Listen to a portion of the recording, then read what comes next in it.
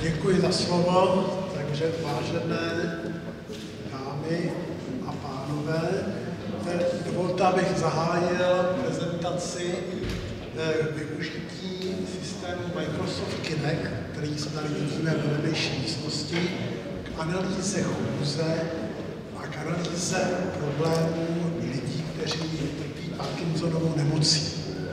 Je to tematika, kterou se věnujeme u nás na ústavu spolu s kolegy, kteří tam sedí, pan kolega Jadolahy, pan kolega Šec, dále z lékaři z neurologické kliniky v Hradci Králové, panem doktorem Vyšatou a panem doktorem Mališem. Řekneme si tady několik slov o problémech, které mohou nastat při chůzi, o metodách, jakým můžeme data k získávání vlastností chůze získávat pomocí Microsoft Kinectu a jak můžeme tato data zpracovávat v prostředí systému MATLAB. Nejprve několik úvodních poznámek. Cílem toho projektu je tedy analýza chůze s využitím systému Microsoft Kinect, který dokáže snímat obrazovým senzorem pohyb před kamerou, která je na tomto systému instalovaná, a dokáže i hloubkovým senzorem analyzovat data udávající vzdálenost jednotlivých částí objektu od kamery. Zpracování dat probíhá v tom systému, který ten máme nainstalovaný. Ten dokáže lokalizovat 20 kruhů, ze kterých potom je vytvořena kostra. Cílem toho projektu bylo modelování chůze, detekce vlastností a klasifikace jedinců, kteří tvořili několik skupin. První skupina byly po 21 jedinců s Parkinsonovou nemocí, další skupina 20 jedinců byla skupina věkově odpovídajících jedinců zdravých a třetí skupinou byli zdraví studenti a ti tvořili tedy tu třetí kontrolní skupinu. Parkinsonovou nemocí se zabýval James Parkinson, který vydal publikaci v roce 1817, ve které charakterizoval vlastnosti této nemoci, která spočívá v řadě atributů, pomalý pohyb, redukovaný pohyb paží, během chůze, nestabilita, snížená aktivita svalová a tak dále. My jsme se pokusili spolu s neurology vybrat ty vlastnosti, které můžeme sledovat pomocí senzorů a které můžeme klasifikovat.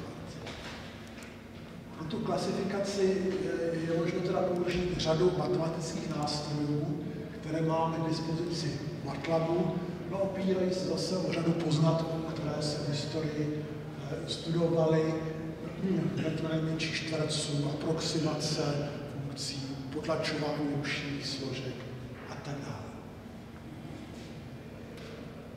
Kinect, který máme vedle k dispozici, je zařízení, které má obrazový senzor, snímá data s rozlišením 480 na 640 bodů a potom je tady hloubkový senzor. To je takové zajímavé zařízení, technické detaily jsou kryté patentem, nejsou známé, ale v podstatě je tady infravysílač, kamera, která vytváří posléze opět matici 480 na 640 bodů, stejné rozlišení, jako má ten obrazový senzor.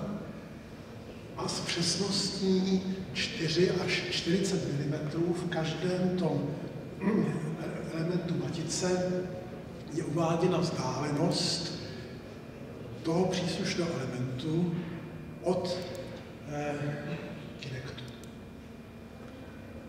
Tady jsou výsledky vlastně tady kolobáru a tady vlastně vidíme pohybujícího se člověka a o něch 20 bodů, které můžeme detekovat.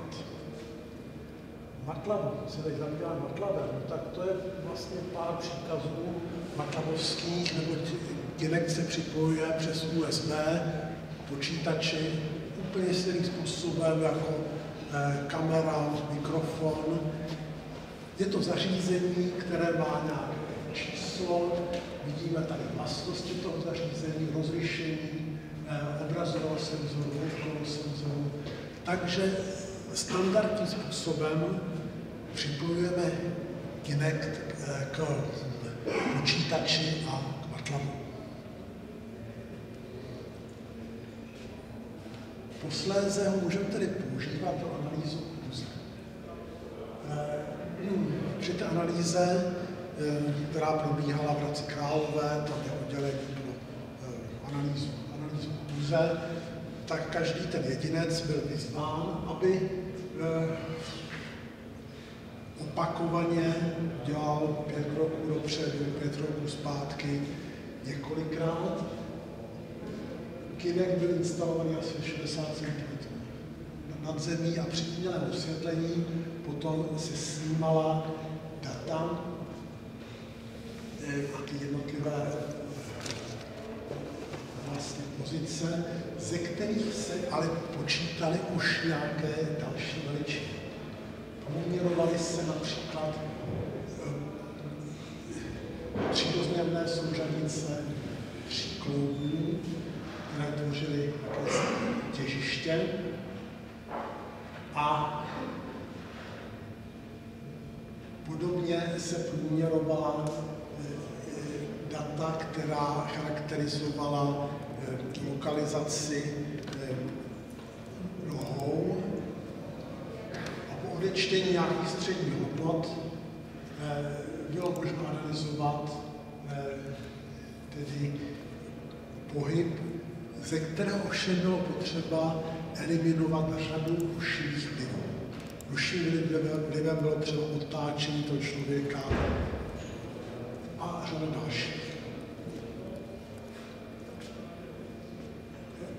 Algoritmus, který vlastně jsme používali, spočíval v tom, že se data z Kinectu přinášela MATLABu, prováděla se číslicová filtrace, analýza těch jednotlivých pozic a posléze se hledaly vlastnosti individuí tak, aby bylo možno rozlišit jednotlivé skupiny. Mluvili jsme tady o tom, že jsme tady měli 3 soubory jedinců s Parkinsonovou nemocí, jedince stejného stáří, ale zdravé, a potom zdravé studenty.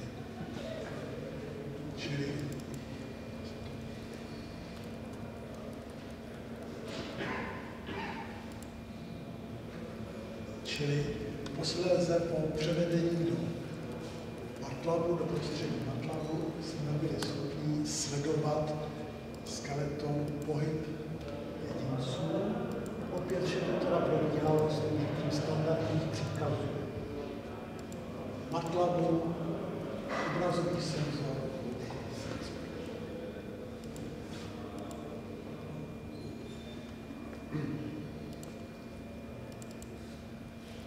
tak to vypadal průběh těžiště. Těžiště počítané bylo ze 3 pozic na těle. Tady je část fúze X, Y, vzdálenosti v metrech a posléze tedy ten pohyb toho těžiště nějakým způsobem vypadal. Ovšem toto už je po číslicové filtraci, pokud se neprovedla tak ta trajektorie ukazovala leckdy i poměrně velké nepřesnosti. To bylo těžiště toho člověka. Podle názoru neurologů je důležitá vzdálenost, délka kroku a rychlost chůze jedinců. Takže na tom levém obrázku vidíme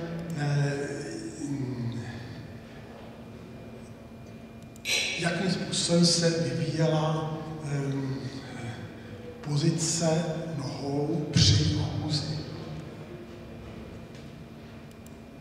A z této pozice potom se určovala vzdálenost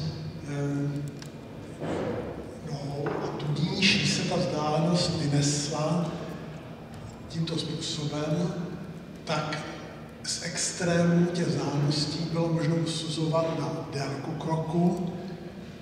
Pokud se přidal časový údaj, tak bylo možno i se zabývat rychlostí chůze. Tohle to byly dvě základní vlastnosti, kterými jsme se zabývali při té analýze, čili takto vypadal teda průběh vzdálenosti mezi levou a pravou nohou.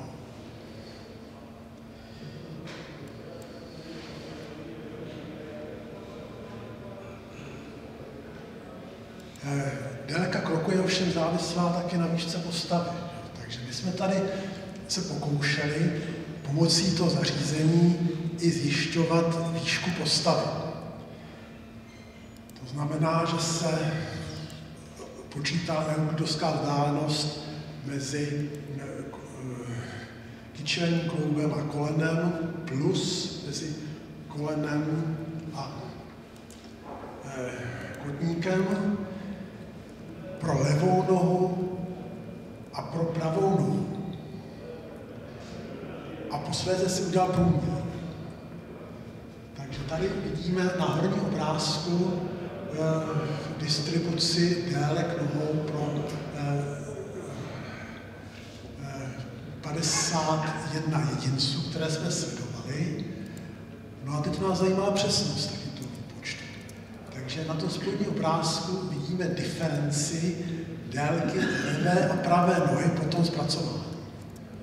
No celkem jsme byli spokojeni, že ta diference vycházela menší než 1 cm a podle údajů neurologů každý z nás má údajně jinak dlouhé nohy a pokud ten rozdíl je menší než 2 cm, tak je všechno v pořádku. A dokonce 60% jedinců má rozdíl v délce nohou větší než půl centimetru. Délku kroku jsme teda normalizovali na délku nohou. A posléze jsme se zabývali vyhodnocením v tomto případě délky kroku. Je zajímavé, že pro jedince s Parkinsonovou nemocí nám vycházela střední délka kroku 39 cm. Tady je vidět směrová odchylka. Pro jedince věkově odpovídající je délka kroku střední hodnota 54 cm a pro zdravé studenty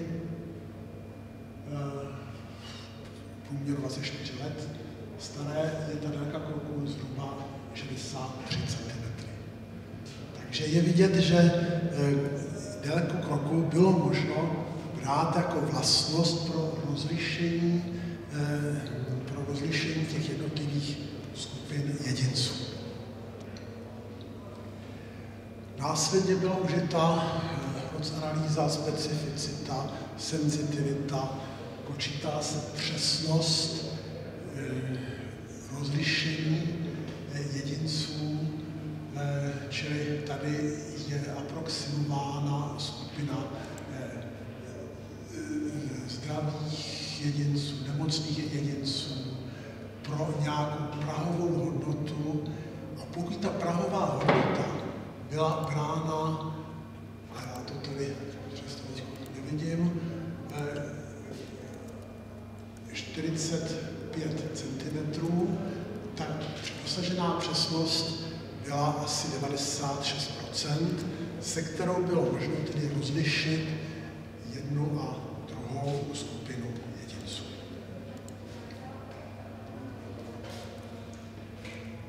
Závěrem, zdá se, že tedy je toto jednoduché zařízení, kterým je Kinect, je možno nahradit často velice složité a drahé systémy, kterým se v různých specializovaných ústavech analyzuje chůze.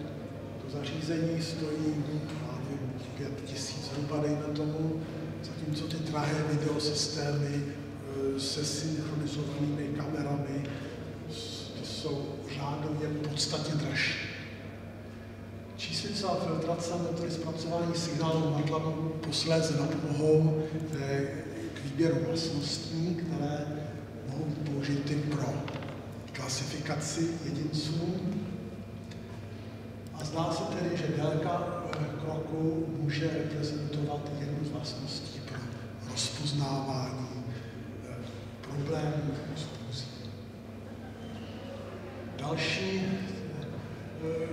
výzkum bude pochopitelně věnovaný podrobnějším rozboru přesnosti, tady rozložení chyb obrazového senzoru, rozložení chyb hloubkového senzoru, nebo když se udělá rozdíl dvou po sobě jdoucích záznamů, tak ve statické oblasti bychom měli dostat nulu, kterou už nedostaneme.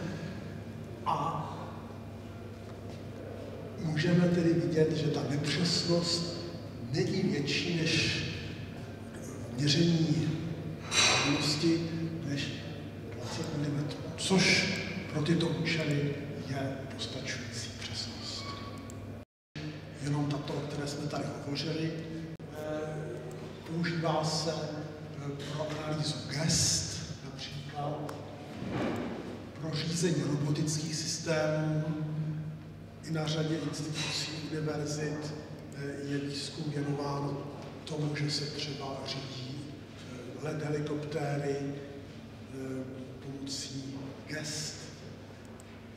Ovšem tam je potřeba dosahovat větší přesnosti a kde si dělají vlastní programy pro detekci gest, programy, které jsou přesnější, spolehlivější než ty, které jsou z těchto systémů vydávány. Rozpoznává obličeje, ale používá se taky pro třídozměrné skenování, což taky je jedna taková zajímavá aplikace, která může být užitečná. Děkuji za pozornost.